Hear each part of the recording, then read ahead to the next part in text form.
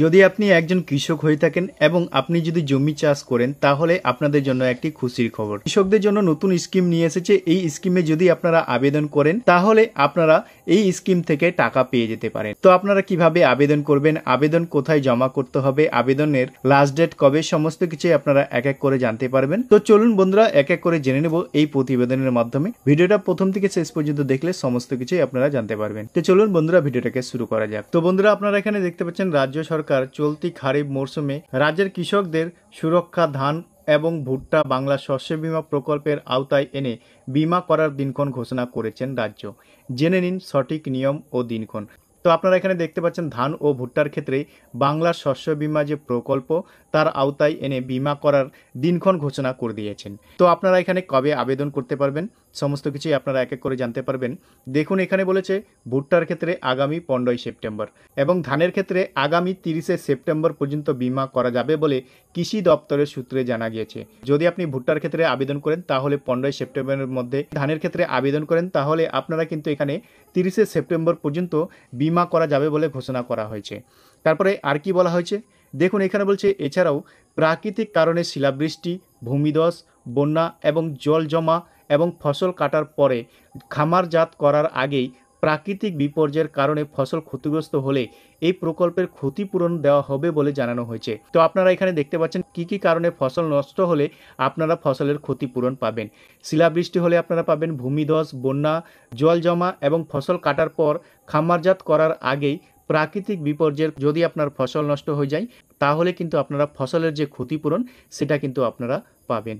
তারপরে বলছে উল্লেখযোগ্য বাংলা শস্য বীমা প্রকল্পের রাজ্য সরকার বীমার প্রিমিয়াম সম্পূর্ণ খরচ বহন করে। তো আপনারা এখানে দেখতে পাচ্ছেন বাংলা শস্য বীমার জন্য আপনাদেরকে কোনো খরচ দিতে হবে না, সম্পূর্ণটাই কিন্তু রাজ্য সরকার বহন করছে।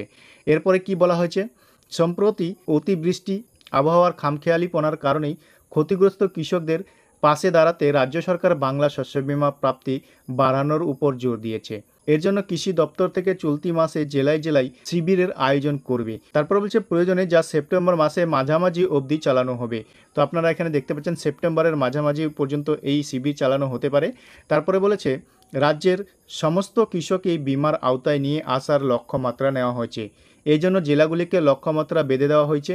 জেলাগুলির ব্লক অফিস পাশাপাশি অন্য কোথাও ক্যাম্প করা যায় কিনা তা নিয়ে আলোচনা চলছে কৃষি দপ্তর সূত্রে জানা গিয়েছে। 2019 সালে বাংলা শস্য বীমা প্রকল্প শুরু হওয়ার পর থেকেই কৃষকদের ফসল ক্ষতিপূরণ স্বরূপ 2286 কোটি টাকা বেশি বরাদ্দ করা হয়েছে। এর ফলে 85 লক্ষ কৃষক উপকৃত হয়েছেন। গত খারিফ মরশুমের জন্য বাংলা শস্য বীমা যোজনা প্রকল্পের আওতায় রাজ্য সরকার শস্যহীন বাবদ 11 লাখ কৃষকদের 102 কোটি টাকা বরাদ্দ করেছে। ইতিমধ্যেই উপভোক্তাদের ব্যাংক অ্যাকাউন্টে টাকা পাঠানোর প্রক্রিয়া শুরু হয়েছে বলে কৃষি দপ্তরের সূত্রে জানা গিয়েছে। এবছর বেশি সংখ্যক চাষি আলু চাষের বীমা করেছিলেন, তার মধ্যে সুফল তারা পেয়েছেন। 100 কোটি টাকা ক্ষতিগ্রস্ত রাজ্যের চাষিরা পেয়েছেন। ক্ষতিগ্রস্ত ধান চাষিরাও যাতে ক্ষতিপূরণ পান তার জন্য জেলায় জেলায় ব্লকে ব্লকে শিবির করার ওপর জোর দিয়েছেন মুখ্যমন্ত্রী। তো আপনারা এখানে দেখতে পাচ্ছেন আপনার ব্লকে ব্লকে বা জেলায় জেলায় শিবির হবে, সেখানে গিয়ে আপনারা আবেদন করতে পারেন।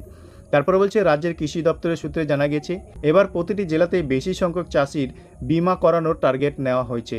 কবে কোথায় ক্যাম্প হবে জেলা প্রশাসন আধিকারিকরা বৈঠকে বসে ঠিক করবেন। সমস্ত পঞ্চায়েত এলাকায় মাইকে প্রচার করা হবে। আপনারা এখানে দেখতে পাচ্ছেন সমস্ত গ্রাম পঞ্চায়েত এলাকাতে কিন্তু মাইকিং করে দেওয়া হবে আপনার এলাকাতে কোথায় ক্যাম্প হবে।